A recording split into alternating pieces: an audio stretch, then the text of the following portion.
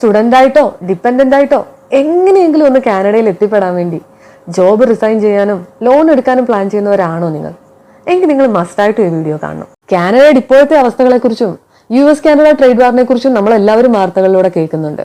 US-ന്റെ 51ാമത്തെ state ആയിട്ട് എങ്ങനെയെങ്കിലും ഒന്ന് കാനഡ ആഡ് ചെയ്യാനുള്ള ട്രംപിന്റെ തീവ്രമായിട്ടുള്ള ശ്രമങ്ങളുടെ ഭാഗമായിട്ട് കാനഡയുടെ ഇമ്പോർട്ട് ടാരിഫ് കൂട്ടുന്നതിനെ കുറിച്ചുള്ള ചർച്ചകൾ നടന്നുകൊണ്ടിരിക്കുകയാണ്. ടോട്ടലിന്റെ 75% USA-ലേക്ക് എക്സ്പോർട്ട് ചെയ്യുന്ന കാനഡ ഇനി ഫേസ് ചെയ്യാൻ പോകുന്ന ഏറ്റവും വലിയ ചാലഞ്ച് ഇൻഫ്ലേഷനും ഫിനാൻഷ്യൽ ക്രൈസിസുമാണ്.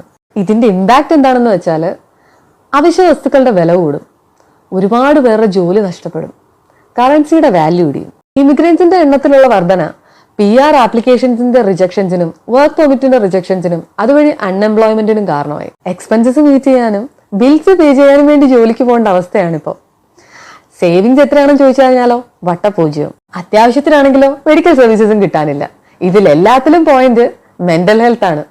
ഇതെല്ലാം കോംപ്രമൈസ് ചെയ്ത് കാനഡയിൽ എത്തിപ്പെട്ടാലോ നെക്സ്റ്റ് ഡേ തൊട്ട് നാട് മിസ് ചെയ്യുന്ന പോസ്റ്റുകളാണ്. ഇത്രയൊക്കെ സഫർ ചെയ്ത് കാനഡയിലേക്ക് പോകേണ്ട ആവശ്യമുണ്ടോ? നമ്മുടെ സ്വന്തം നാട്ടില് നമ്മുടെ ഫാമിലിയുടെ കൂടെ സമാധാനമുള്ള ഒരു ജോലിയും ചെയ്ത് സന്തോഷമായിട്ട് നമ്മുടെ ലൈഫ് ലീഡ് ചെയ്യുന്നതിൽ പരം എന്ത് ബ്ലെസ്സിങ്സാണ് നമുക്കൊക്കെ വേണ്ടത്?